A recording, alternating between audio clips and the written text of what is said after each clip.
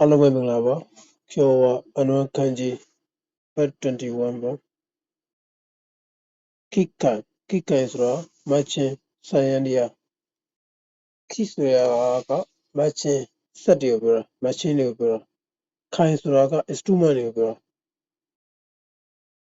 instrument ကိရိယာတစားပလာအဲဒီတော့ခိကန်ဆိုင်ရန်တရားပြီးတော့ခိကန်တိုင်းဆိုဆိုတာကခိကန်တိုင်းဆိုရဲ့ခိကကြတော့ရှေ့ဥစုဝဆိုတာကပကံခွက်ရောက်တယ်tools တွေကိုပြောတာပဲခိုင်ရလဲအဲ့လိုပဲခိုင်ကြတော့ instrument တွေကိုပါတယ်ဥမာဂီတနဲ့ပတ်သက်တဲ့ကိရိယာတွေမှာအခိုင်ကိုသုံးတာခိကန်တိုင်းဆိုတိုင်းရခရဒဆိုးကထိန်းချုပ်တာဆိုးဆဆူရဲ့ဆိုးအဲ့တော့ခိကန်တိုင်းဆိုစက်ပစ္စည်းနဲ့ခရဒကိုမောင်းနေတာအဲ့တော့စက်ပစ္စည်းနဲ့အာကစားလုပ်ခြင်းဖြစ်သွားတယ်ပြီးတော့ခိကန်စုစတေကရဆိုင်ဆိုတာကတခုခုအနေရရှိလို့သတိပေးတာကိုပြောတာခိကန်က imaginary ဆိုတာကတခုခုမမှားရအောင်လို့သတိပေးတာကိုပြောတာခေရဲ့ခန်းကြီးကရော imaginary ခံရဲ့ခန်းကြီးကရော imaginary တခုခုမမှားရအောင်လို့သတိပေးတာကိုဆိုလိုတာနောက်တစ်ခုကခိုင်ကန်လေးရမာရှယ်လောညမထွက်ရမိတ်ခိုင်ဆိုတာက imaginary သတိပေးထားတာကန်ကတော့ kibishi လဲရလောတွေကိုပြောတာမဲလဲရဲ့လဲအဲ့တော့ညမထွက်ရအမိတ်ဖြစ်သွား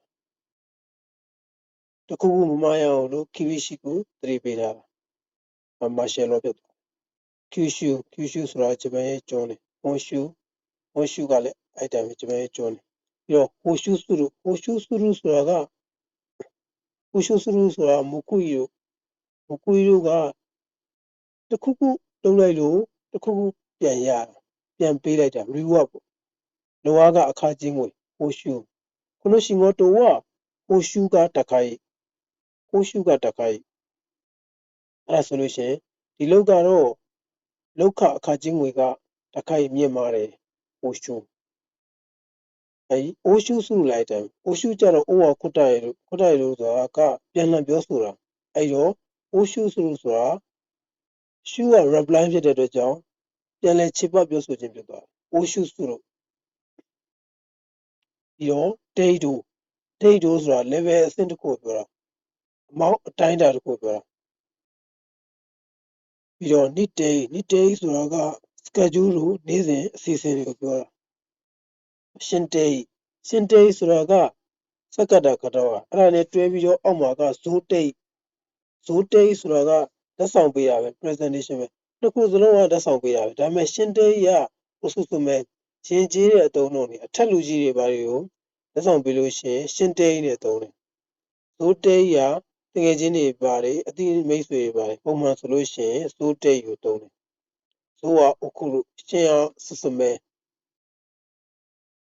今日はこれで終わります。ありがとうございました。